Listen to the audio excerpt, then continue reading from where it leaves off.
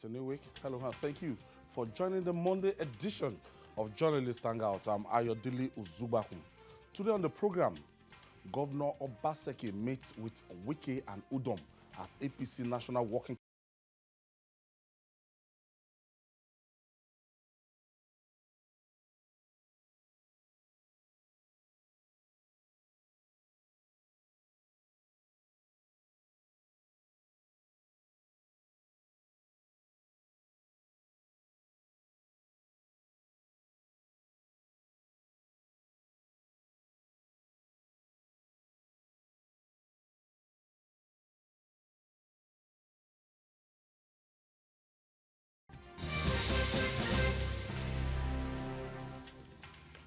Let us start by offering condolences to the family of Nigeria's late Senator Bayo Osinowo, also known as Pepe, who died earlier today.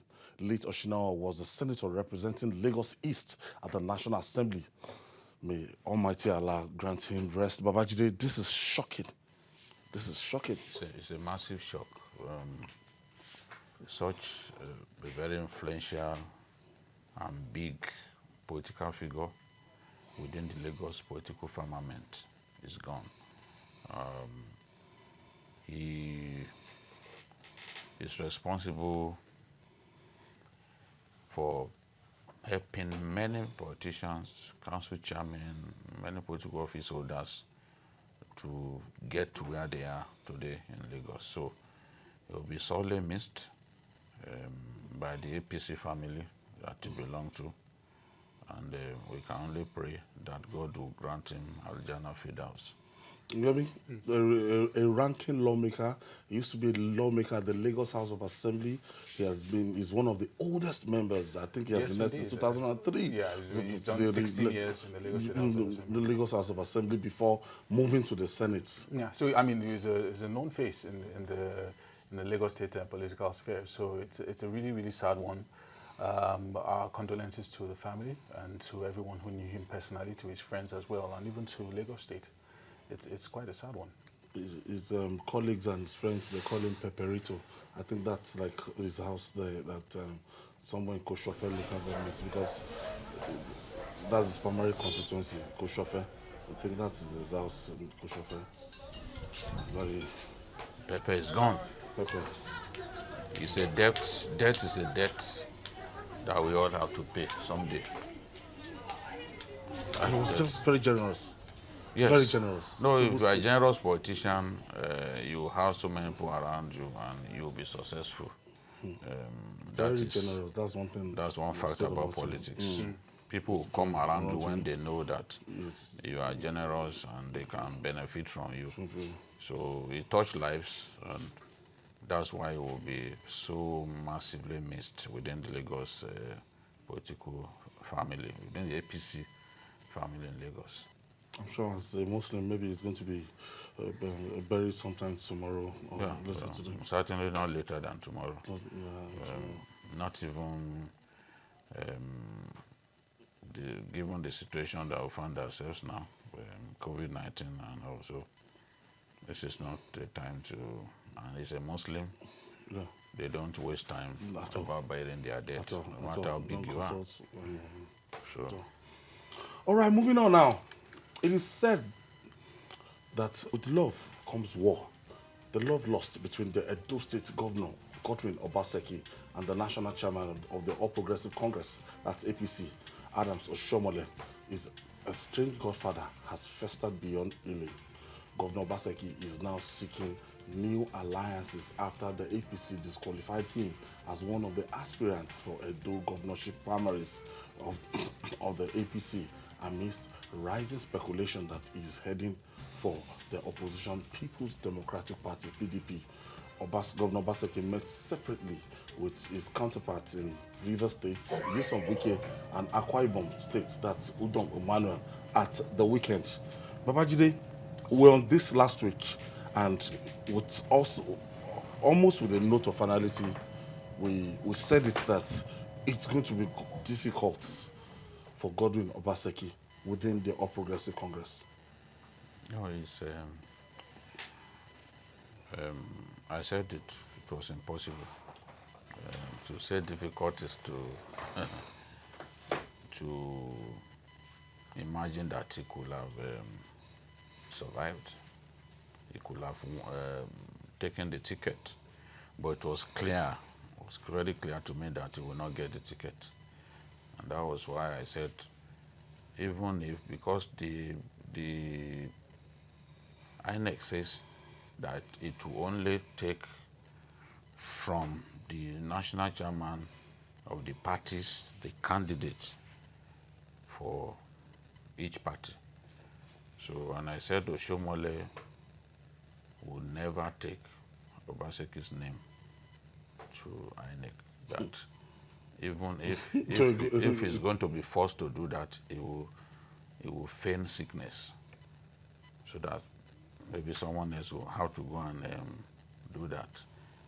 The thing is, the crisis had so degenerated that it left no room for a healthy settlement. When I say healthy settlement, the sort of settlement that you can rest assured that indeed settlement had happened. When you stop the national chairman of your party from accessing his home, when you block the roads leading to your chairman's home, when you try to kick your national chairman out of the party, when you stop your colleagues, your fellow politicians who won election into the House of Assembly, when you stop them from being sworn in and you imposed a leadership by the minority for the minority, when you take your party to court, when you run your mouth by saying Edo State is not Lagos, when you frustrate all moves to have the matter resolved, then your end is predictable.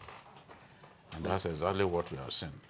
It does not take extreme knowledge of politics to know what fate will befall Obaseki. And we have seen it now. To even for me, I have to admit that I didn't know that he would even be disqualified. I thought that they would let him go through the primaries. Yeah. But he didn't even want his party to hold the primaries in this preferred mode. You know, he tried to stop the party from holding primaries and even came up with a law, you know, just to stop the party from having its primaries. So I'm not surprised that this is what happened to him. Clearly, within the party, they knew much more about him than the rest of us knew. And when I say much more, it includes your certificates and other things. So politics is a zero-sum game. It's an interest-driven game. They must have felt that it didn't serve their interest to keep Obaseki. Yomi, some people will even go ahead to ask that this same Obaseki 4 years ago, he tendered these certificates and he ran for governorship and he won the election. Yeah.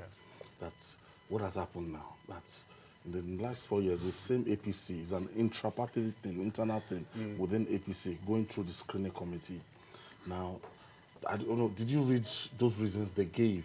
I saw the reasons they gave. I also saw the statement from the University of Ibadan, where he graduated, and they said, look, we issued one certificate. We don't know where this other certificate is from. And it just seems like, because it's an internal party thing, it had to have been an issue that would have been resolved by the party. And of course, many would have wished that a resolution would have come before this time. Even the Progressive Governors Forum came forward earlier over the weekend and said that they were still trying to resolve the issues and to see whether the disqualification could be lifted, but that didn't happen. This is typically a case of, when political warfare is going on, the element of surprise will always be taken by people who have more experience in these matters, and that is what we have seen. Obviously, the governor was punching way above his class, as it were. It's like the story in the Bible of the old prophet and the young prophet. The young prophet didn't understand life yet, and he was taught a lesson by the older prophet. So we were looking at a situation where, he now has to start making all these political moves, trying to align with a number of other political factors to see whether he can still be relevant in the politics of the state, hopefully by the election in September. So I think everybody's really, really observing what is going to happen, especially now that he's moving towards some big PDP stalwarts. Jide, let's deploy our strength now. The strength of this program is that our ability to look at something from our past experience and everything. Now, the deadline for submission of names by the Independent National Electoral Commission is 29th of this month. That's a few days to now. Now, PDP will be having their own primaries, something 1920.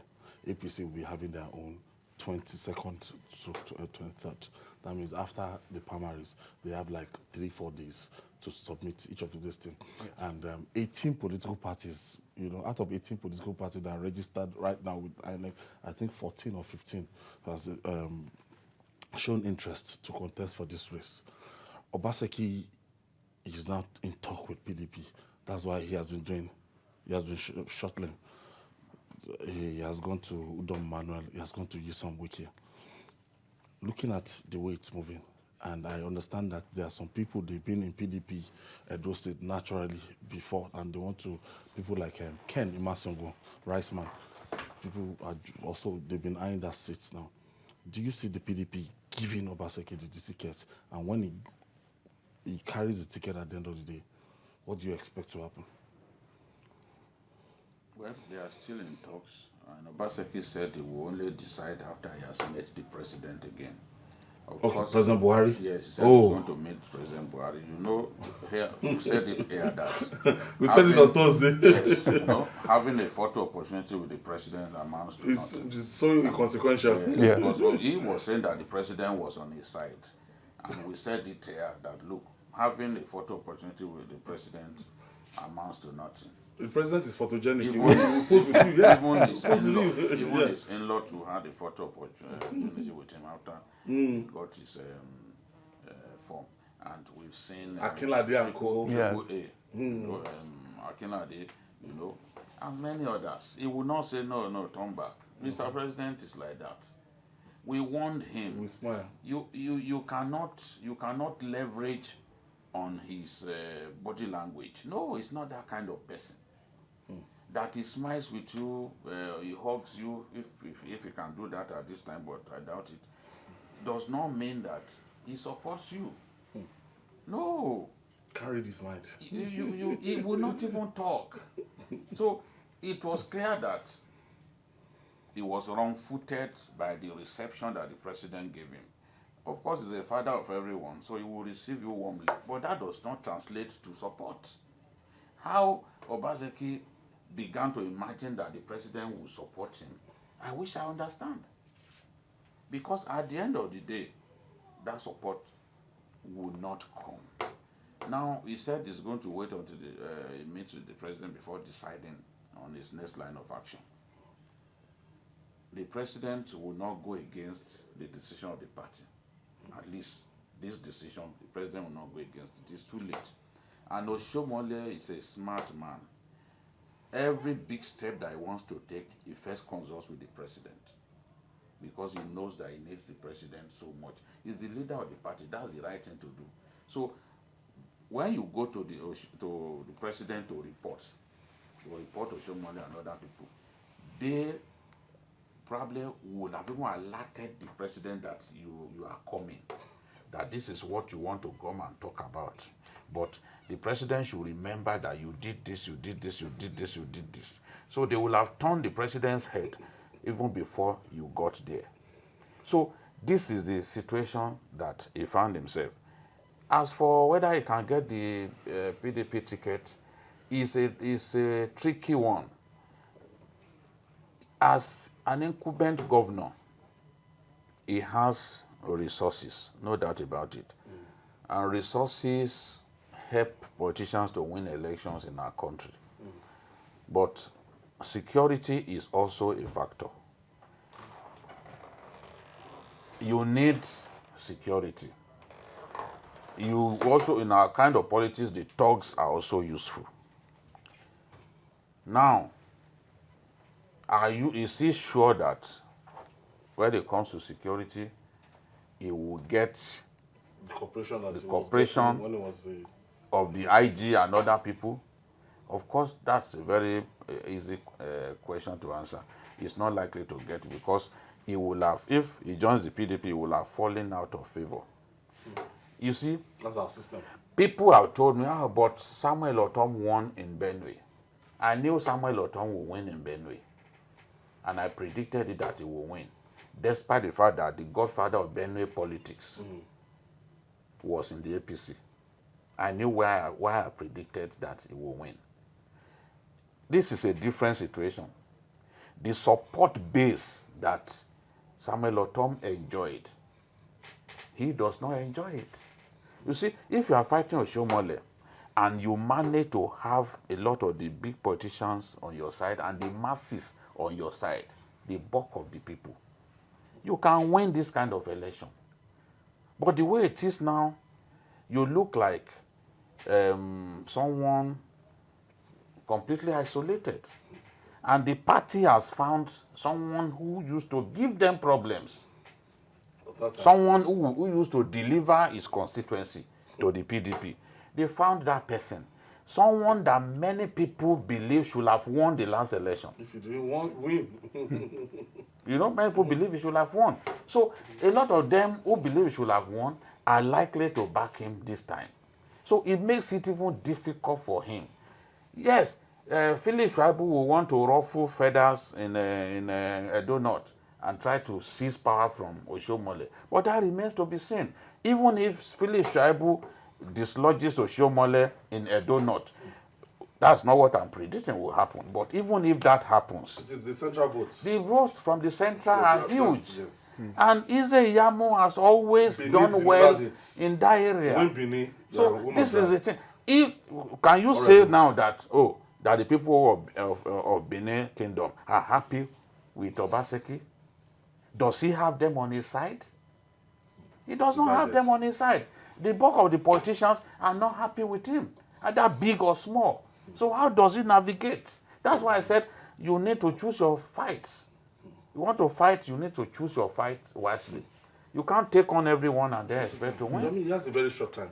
From now till when the political parties will be having their primaries, he will need to finish his consultation, he will need to declare.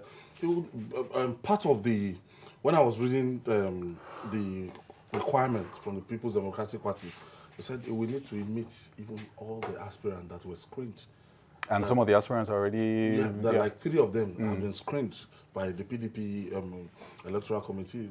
So I know Lucky Maxwell is there. We need to meet with them to reach a kind of compromise between now and the deadline. I think that also explains why his moves have been quite quite fast over the last 48 hours or so. In fact, what we've heard over the weekend was that he had actually even seen some members of the NWC of the PDP before seeing Governor Wike yesterday. So, and then immediately, he moved to see Governor Udom Emmanuel, and the moves continue as well. I think he has. Today we'll do that. Yeah, so I mean, he has the resources to do that. He will be able. You can see all these people back to back within 1 hour, 2 hours. You can be flying from state to state if need be to do that. So I don't think that is a problem for him. I think one of the challenges now is actually getting the PDP to accept him in the state as their candidate. Obviously, he has some pluses for him, acceptability, and also, of course, access to money, access to resources as well. He has that. And he'll be bringing his own faction. Exactly. So he's going to be bringing some local government chairman of his own faction. Exactly, APC, and of course, taking them, moving them to the PDP. So, for me, I think personally, I think I would commend him for putting up a fight. This is the kind of a thing that you don't say, well, let me throw my hands up in the air and give up. So putting up a fight is a good thing. It's part of our democracy. It strengthens the democratic structures that we have as a country. So if we have a strong election, at the end of the day, if it's a fight to the finish, then at the end we'll see who the best man is or who the last man is standing at the end of the Okay, I have my first caller. election. Edison is calling us from the United Kingdom, London. Thank you for joining us. Hello. Hello. Yes, thank you for joining us. Thank you very much. I want to appreciate you people for the good work you are doing right there. Thank you. I'm calling respect of Edo election. I want to Okay. disagree with Babajide Okay. on the issue of popularity. Okay. As we are talking in Edo State, Obaseki is more popular Wow. than Izeyamu. Okay. I will tell you the reason. In 2016, Adams Oshomole called me. For you to just know little about me, I have a free school in my community called Way Village. As I'm talking, we have 250 pupils. I will want Babajide to visit there and see himself one of these days. Adams Oshomole called me to help him so that Obaseki can come in 2016. I told him, I said, I know Obaseki will deliver, but Edo people don't know Obaseki. That after 2016, Edo people will appreciate him. As we are talking today, Obaseki is very popular. For you to just know this, my own mother, who is a deacon in Redeem under Pastor Izeyamu, is telling me that they prefer Obaseki. Because in the 3.5 years, he has paid pensioner, he has paid civil servant. Okay. The man has won the heart of Edo people. Thank you, When we are Edison. talking Thank you for your about- contribution. Yes, Edison saying that it's from Edo State and that Obaseki is on ground. I'm sure it's based in London and But he appears to know what's going on in Nigeria more than that. No problem. Time is a gentleman.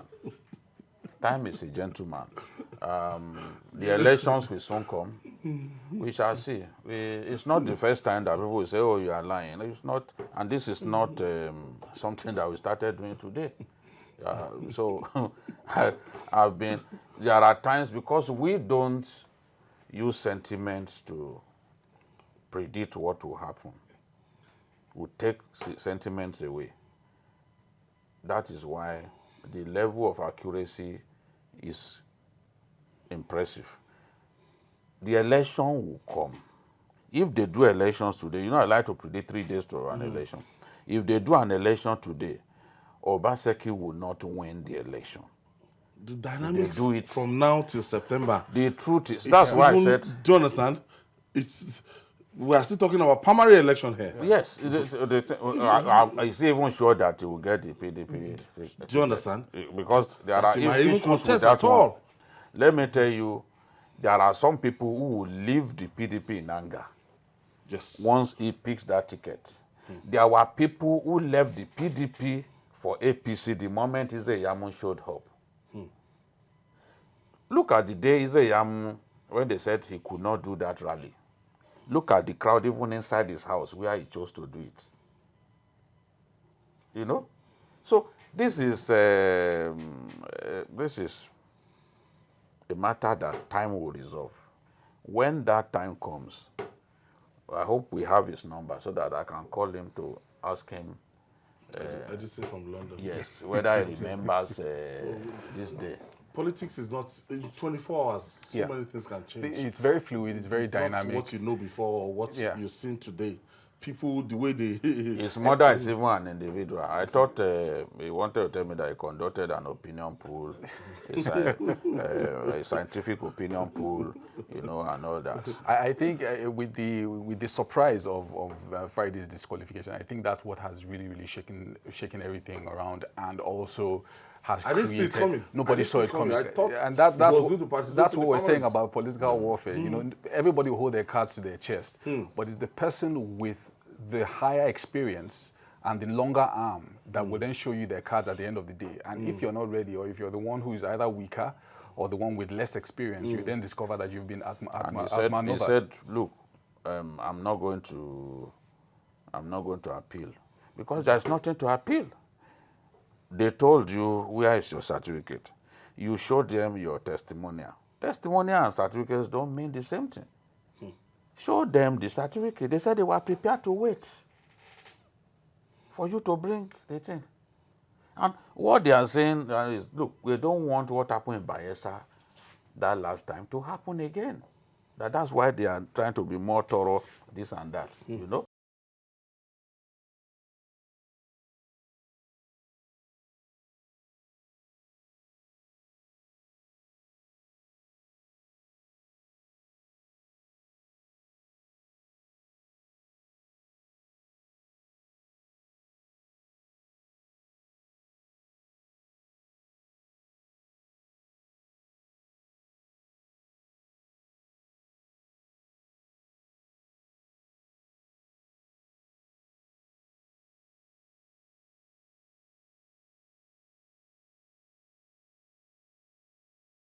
Because when one makes the same mistake twice, it is no longer a mistake, but a choice.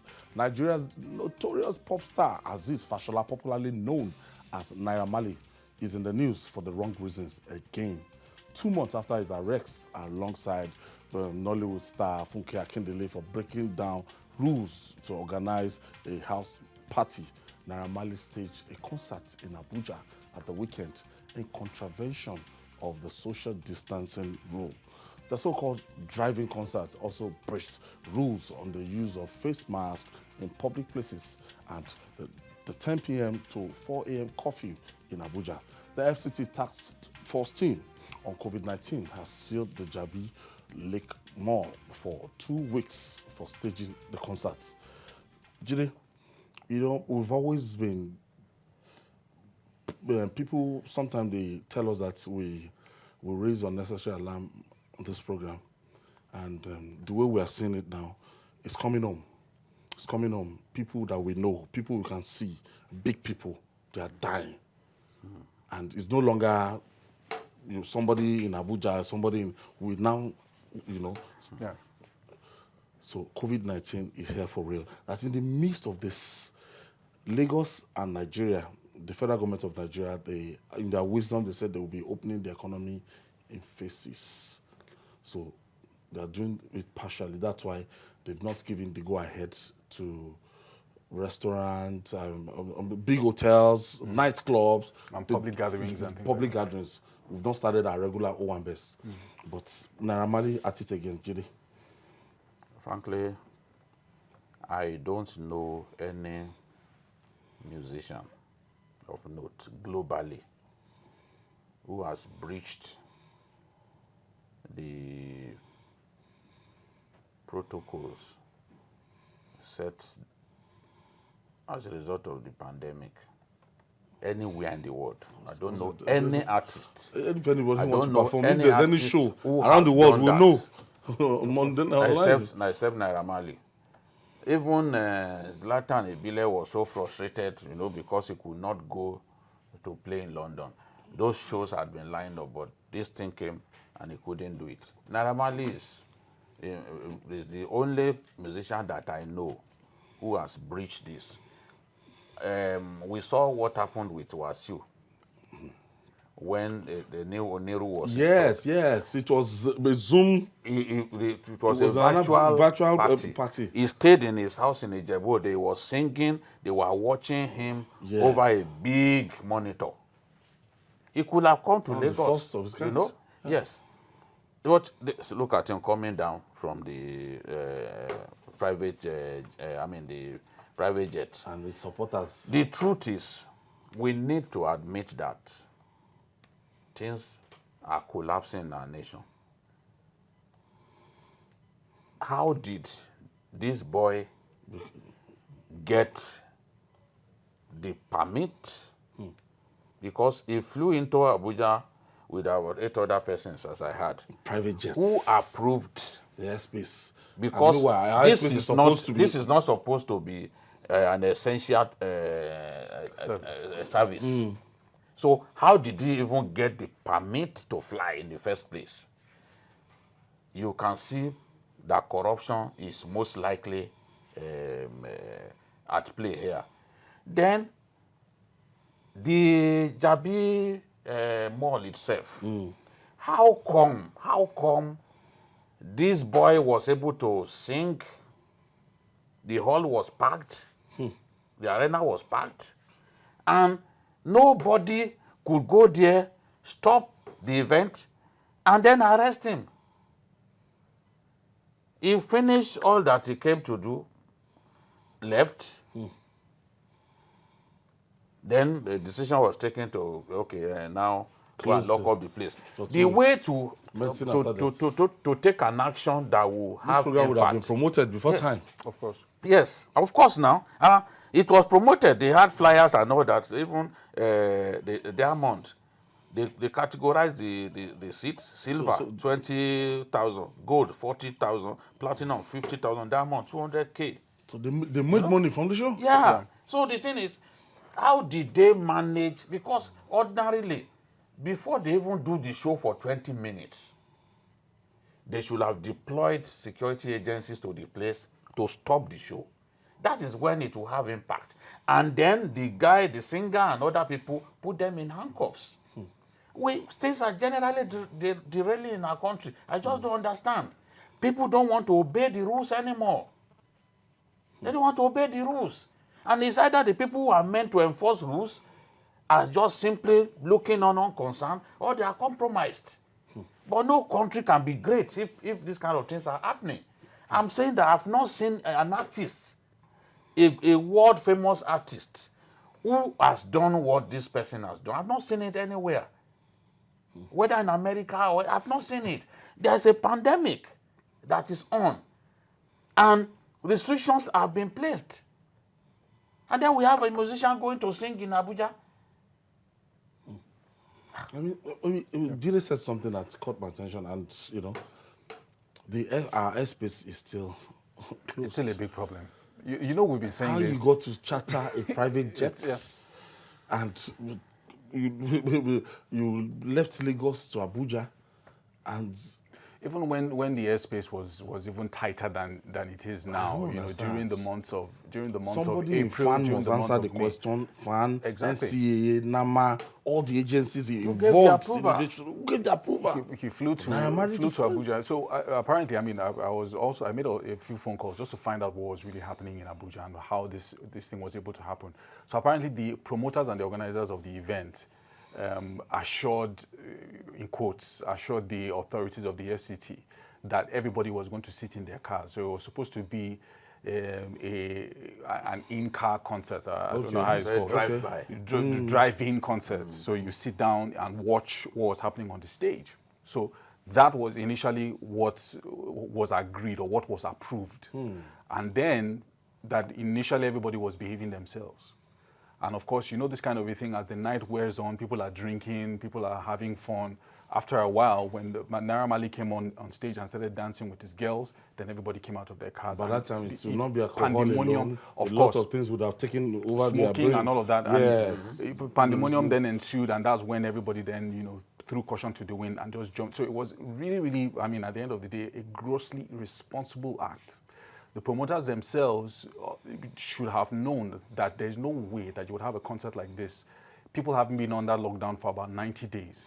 That they're not going to throw caution to the wind. You didn't have any kind of arrangement to safeguard lives and other things that was happening in that place. You just let the man enter the place and then throw a concert that completely without control, without any security, without any precautions. And that's what we saw. That's the result of what we saw. I mean, shutting down the mall itself after people have left, it looks like something that is reactive and completely ineffective at the end of the day, because innocent stores in that place will now not be able to open for another 2 weeks. The flip side of it is that if you know the number of Nigerian youths that Naira Marley is their role model, and if you've taken your time to sit down to listen to his lyrics, and you begin to look at, the value, the standard, and everything. And yes, I took my time. I discovered that he schooled in the United Kingdom, that he even has a university degree from the United Kingdom and everything. Now coming here, and he has the kind of followership that Naira Marley controls in Nigeria now, it's something else. And whatever he says, wherever he goes, you know, our youth to follow suit. No, the truth is, no matter how famous he is supposed to live by the rules. The truth is, he appears to think that whatever he does, nothing will happen. He thinks that he will always get away with blue murder in our country. And that is why it's about time that an example was made of this boy. The kind of music that he sings, the viral influence that he has on young people, the negative viral influence that he has on young people, it will take maybe 10 million hectoliters of Babajide anointing oil to cleanse those young people and completely format their brains of the influence of this boy. You know, when he came out of that detention, that time, he was singing what he said to, you know, that they have, he started mentioning the names of the people who helped him, you know, who helped him to resolve the thing. So this morning, that song that he sang came to my mind that if he can sing this song, what he said to Abuja, he said to Samuel he said to Badosnet, he said to, you know, meaning that with these people that he has, Badosnet, Abuebe, Samuel Larry, that with those people, whatever he does, he will get away. How did they get over this lyrics? How he comes like this? He came out of prison and was singing that song. He came out of prison. And he said to Abuebe, he said to Samuel Larry, he said to Badosnet. So it looks like you were listening to the song. See, you know, sometimes you just ask yourself, what is going on? I don't think that we've ever had an artist that sings the kind of lewd lyrics. Yes. Some of his songs, you can't even afford to sing them in public. You can't even play it on TV. You can't play it. Unfortunately, even when you ban them, they go to satellites. Yes, they can download and then. So are they saying that because people are Malians, they can get away with anything? That's why if we don't make an example of this fellow, these sort of things will get worse. And young people will think that, look, they can get away with blue murder. Somebody was saying, if he had been locked up during that Lagos during that Funke Akindele saga, yes, that he probably would not have had the cheek to do what he did in Abuja. Because let's face it, you are responsible for the choices you make. If he had told the organizers that, look, this is not the time for something like that, I don't want to do it, they will have changed their minds about organizing this show. But he chose to go. What kind of show? Have they even opened the pubs? Pubs have not been opened. And if you look at even their, so some of the because I was listening to Yomi, these guys knew what they were doing. Let's face it, because they were talking about, for each of these seats, they were talking about putting alcohol and all that, cognac, this and that. So was it meant to be served inside their cars?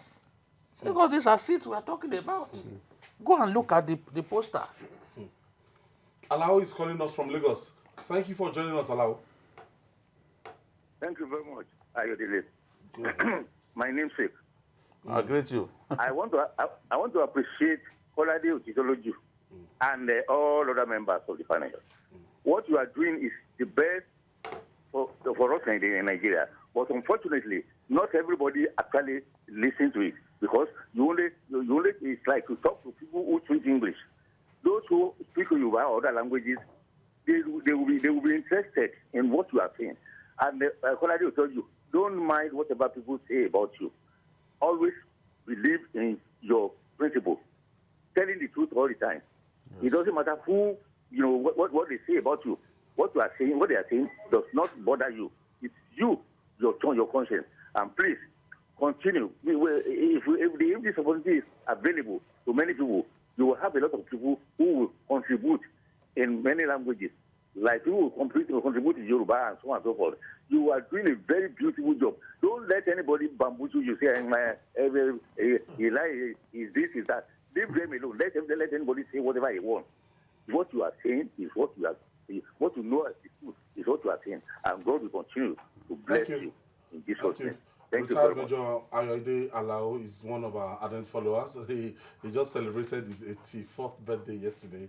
We want to say happy birthday to Major Alao. Thank you for always keeping faith with us. Thank you for your support. For always watching. So finally on this, if moving further and Jide, the updates we have and Nigeria with COVID-19, with what we've seen, it's no longer funny.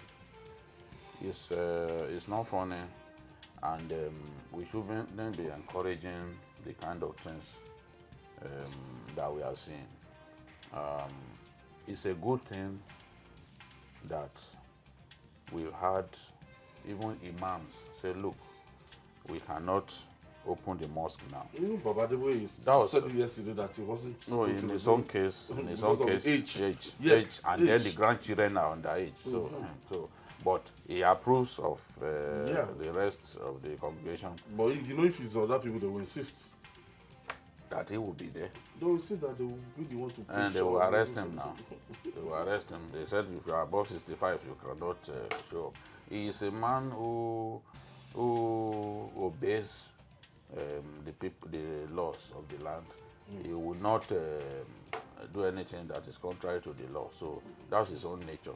And that's why he's trying to say, look, me or my wife will stay away, and our grandchildren, because those grandchildren are now up to 15 years, from the look of things. So he was just trying to encourage other people who have reached that age so that they will know that they should stay at home. Yes. But the point that I'm making is that we have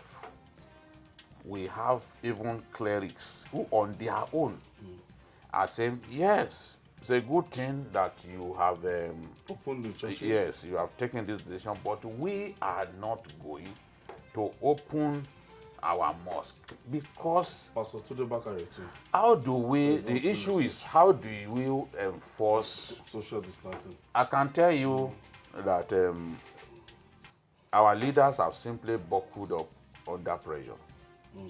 It is not easy. People will say, look, this is what they want, this is what they want. Why are you doing this? Why are you open market, but you don't want churches to open? But it is our choice to decide whether we want to continue to live or we want to be killed by a disease that we are not really familiar with. Okay. So this is the thing. Okay, moving on now. Like a hydra-headed monster, the more Nigerian troops caught advances of Boko Haram fighters, the more they fight back. The insurgents launched deadly attacks on the military and civilian targets in Monguno, Gubio, and Ngazai local government area of Borno State at the weekend, killing dozens of people. While they succeeded in killing 41 persons in Goni Usmanti in Ngazai local government, they failed in their bid to overrun Monguno as security forces engaged the fighters in a gun battle. This is less than a week after the deadly attack left more than 80 persons dead in the same Monguno. Yomi? we said it last week when we raised alarm that the way they still go about this, the Boko Haram are still going around killing people. This is really terrible. I think we're getting to a point where it looks like, and I don't want to use the word, but it looks like Nigeria is fighting a losing battle against this hydra-headed monster. So it seems like when you nip them in a particular location, the hydra-headed monster raises his head in another location, and that's what's happening. And we've said it several times on this program that it feels also like we are living in a parallel universe, those of us in the South, because what we're seeing, especially in the Northeast, is like it's a war zone, and the battles are won today and lost tomorrow. So it's a continuous thing, and lives are just being lost on, on a daily basis.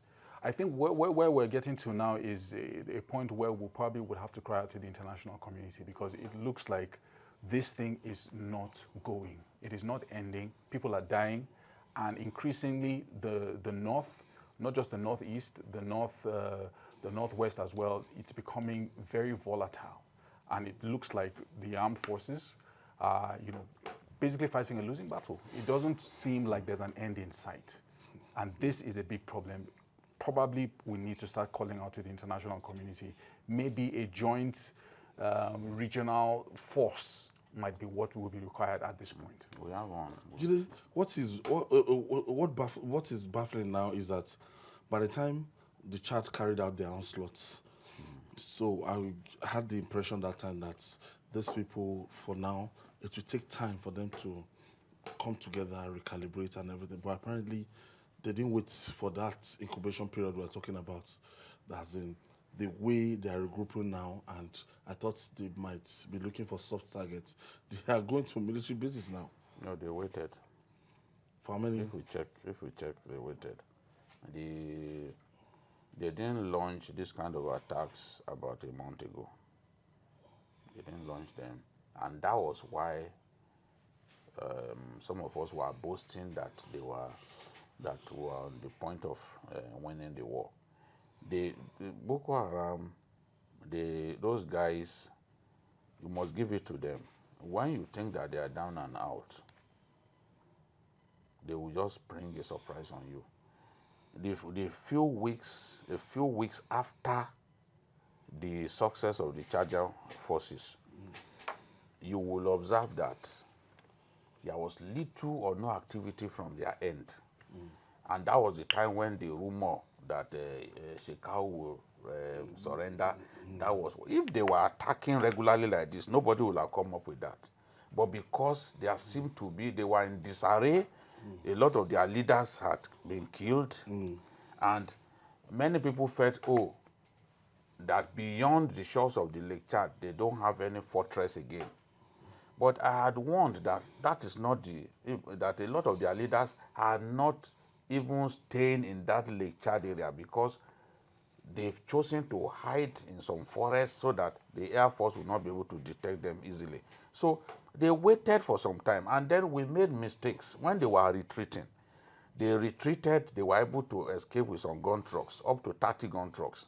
When they were retreating, we should have strapped them. The Air Force should have strapped them, killed them. But they were able to escape with some of their equipment. And you see clearly now that they've had some time to re-strategize. At the point where we were busy boasting that we have almost finished the war and all that, they were busy strategizing. Today now, the attacks have become a daily affair. Sometimes even 3 different attacks in one day. So this is an enemy that when there's an opportunity to crush him, just do your best, crush him immediately, and stop underrating the opponent. We are guilty of underrating the president, the opponent, even our president. I've seen where the president made a speech when he just took over. We are clearly underrated Boko Haram. But you can't underrate them at this stage, because they have spread far beyond what we think. And they can easily bring in fighters from Mali, because they have cells in Niger Republic especially. So, and your troops will not go into Niger Republic to go and kill them. So they have cells in there, except we get the full cooperation of our neighbors, which has not always been the case. There's no way we can defeat these guys, because they can come in from outside, from Niger Republic, hit Nigerian communities, and still run back inside. So this is the thing. We misread them. We thought, that they were down and out. But clearly they were strategizing and preparing to launch big attacks in future. Yomi, ultimately, when you look at this, you called for help, and when you look at the situation, it's over 10 years now that these people have been terrorizing us, and seems the military capacity of the troop is not up to. I don't know. I remember that even the previous government of former President Goodluck Jonathan had reached out to the U.S. for technical support, and he didn't get it at the time. There were issues because they felt that our military wasn't ready for certain kind of equipment and all of that. But I think, you know, at the end of the day, if we're looking at having lasting peace, you know, the cooperation of our neighbors, you know, Niger Republic, the Chad, and the rest of them is required. But, you know, across board, you know, you even have, you're talking about places like Mali, places like Mauritania, and all these locations, what they call the Islamic Maghreb and all of that. You have fighters that come from there to Nigeria to, you know, to come and wreak havoc, especially in the northeast. So while all this is going on, I think that multilateral force might be what is required at the end of the day to root out this thing full and finally. I have Elder Dari calling from Kaduna. Hello, good evening. Good evening. Good evening, Babajide, Yomi, and Ayodele. Thank you. What baffles me is that we have our Nigerian armed forces that made us proud in Sierra Leone, in Liberia, and all other international engagements. But here we are in Nigeria, a terrain that you are familiar with, and yet we can't stamp out those people. It beats my imagination that the whole security architecture, the intelligence has broken down. My mother, I am crying this evening because of these innocent souls that are being wasted on a daily basis. For how long will the innocent people die in this country? So what is the National Security Advisor advising the president on security matters in Nigeria, for God's sake? We don't know. The responsibility of security issues in Nigeria should be alive. Enough of these innocent souls that are being wasted on a daily basis. I'm crying. Thank you, Elder Dari. Thank you for your contribution. Yomi, I think we have to leave it there. Thank you, Yomi Owope. Thank you for being part of today's edition. BQ, it's a Monday. Thank you for being there always, and that's our offering today. And, our friend Giran Akindele Ayekoto. Yeah. Condolences on the loss of your father. Okay. A big APC leader